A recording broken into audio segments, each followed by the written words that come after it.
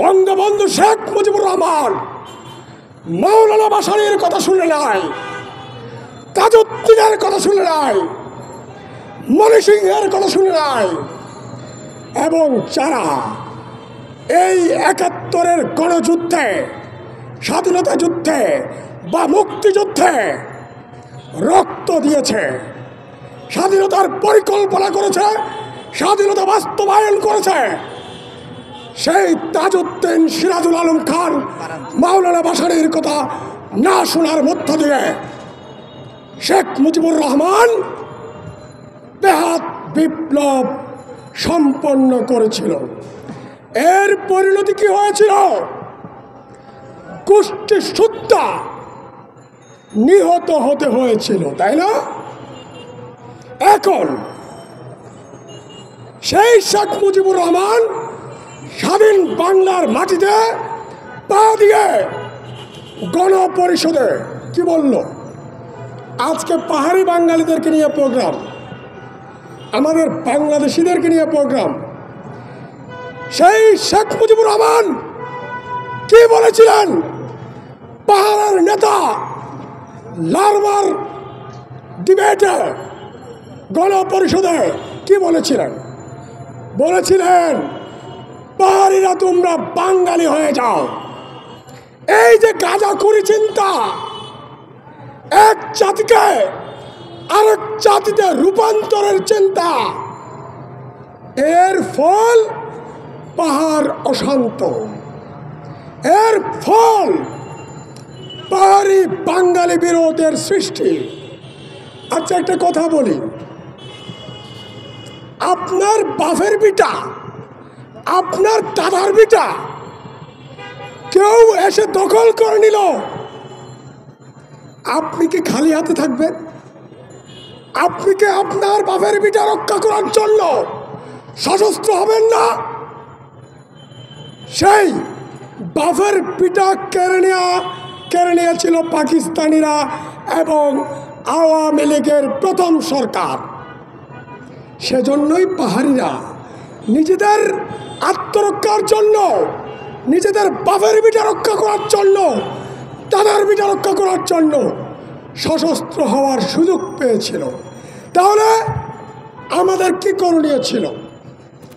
পাহাড়ে যারা জমি হারিয়েছে, বাপের বিটা দাদার বিটা হারিয়েছে, তাদের সমস্যার সমাধান, সেটা শেখ মুজিবুর রহমান থেকে,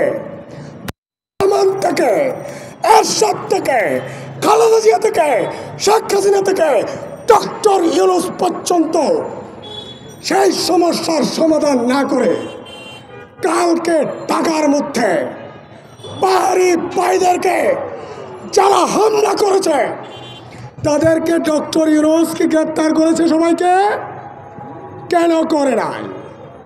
সেজন্য আমি বলি, স্থায়ী সমাধান চাই।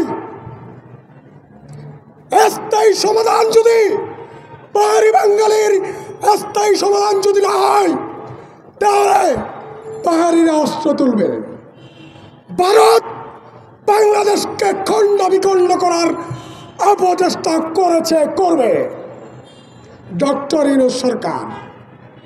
এই যে আপনি বৈষম্য বিরোধী আন্দোলনের মধ্য দিয়ে আপনাকে আমরা সরকার গঠন করেছি।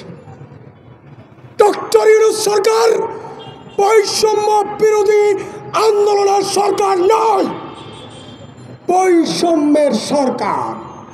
পাহাড়িদেরকে অত্যাচার করার মধ্য দিয়ে,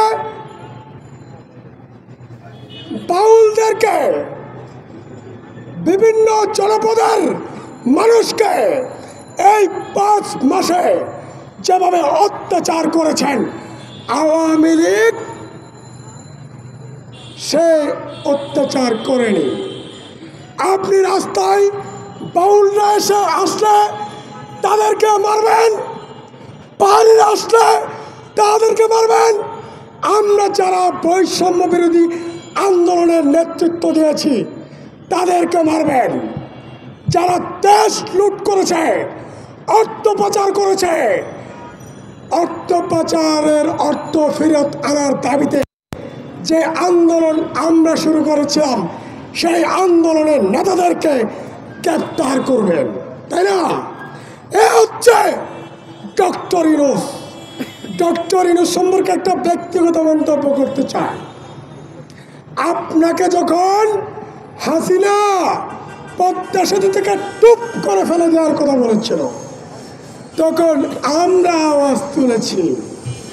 আপনার উপদেষ্টা পরিষদে যে খাচ্চর খাটাস দেশ বিরোধী ভারতের দালাল যেসব উপদেষ্টা বসে আছে, আসিফ নজরুল বসে আছে, ভারতের দালাল আওয়ামী দূষর ফজল কবির খান বসে আছে, মুস্তফা সরোয়ার ফারুকি বসে আছে, এরা দেশ চালাতে দিবে না।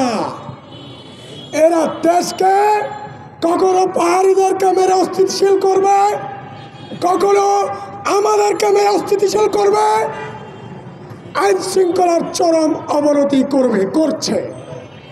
আপনি আওয়ামী লীগের দূষর আমাদেরকে নিয়ে সরকার চালাচ্ছেন। সচিবালয়ের ভিতরে আমার অনেক ফাইল আছে। আমি বৈষম্য বিরোধী আন্দোলনের নামে অনেক ফাইল জমা দিয়েছি। আমি আর তারেক কেন মন্ত্রী পরিষদে রাখলেন না? এই তারেকের রক্ত রয়েছে, ত্যাগ রয়েছে, মেধা রয়েছে। এই 24-এর গণ আন্দোলনের সত্যিকারের মাস্টার মাইন্ড হচ্ছে তারেক রহমান। সে ক্যাবিনেটে নাই কেন? পিনাকি ভট্টাচার্য ক্যাবিনেটে নাই কেন? প্রফেসর তানজিম উদ্দিন ক্যাবিনেটে নাই কেন? সব শিয়ালের বাচ্চাদেরকে দিয়ে আপনি মন্ত্রী পরিষদ গঠন করলেন। আওয়ামী লীগের আমলাদেরকে দিয়ে আপনি সচিবালয় চালাচ্ছেন। সচিবালয় কারা পুড়িয়ে দিয়েছে? বিভিন্ন জায়গায় অগ্নিকাণ্ড কারা করছে? পাহাড়িদেরকে হামলা কারা করেছে? সরকার করেছে। এটা হচ্ছে সোজা কথা। সরকার করেছে শিয়ালবাগ করার জন্য। আমরা পাহাড়ি বাঙালি তর্ক করার দরকার নাই। পাহাড়িরা অনেক কষ্ট করে জীবন যাপন করে, তাদের যে ন্যায্য অধিকার 53-54 বছরের যে ন্যায্য অধিকার সেটা ফেরত দেবেন। বাঙালিরা সেখানে কিভাবে থাকবে সেই সুন্দর একটা ব্যবস্থাপনা পাহাড়ি বাঙালির মধ্যে গড়ে তুলবেন এবং ভারত